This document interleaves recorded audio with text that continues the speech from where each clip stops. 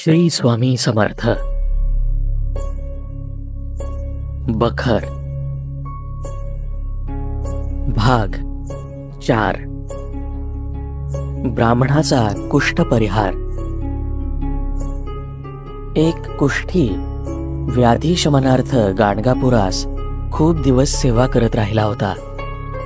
त्याला अक्कलकोटास जाण्याविषयी दृष्टांत झाला. अक्कलकोटास जाऊन खूप दिवस श्री स्वामींची त्याने सेवा केली. कुष्ठानं अत्यंत त्रास झाला असल्यानं एके दिवशी श्री स्वामींची त्यानं प्रार्थना केली, महाराज, आता दुःख सहन होत नाही. मरणप्राप्ती झाल्यास व्यथेपासून मुक्त होईन मी. दयाघन स्वामी महाराजांना त्याची कीव आली. स्वामींनी त्याला आज्ञा केली, विष्ठा घेऊन अंगाला लाव.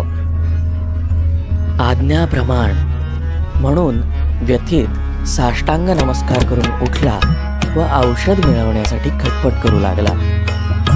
त्यानं विचार केला की विष्ठाच अंगाला लावायची तर दुसऱ्याची कशाला आणावी. असं मनात आणून श्री स्वामी समर्थांची विष्ठा घेऊन त्यानं सर्वांगाला त्याचा लेप केला. काही वेळानं अंग धुवून टाकलं.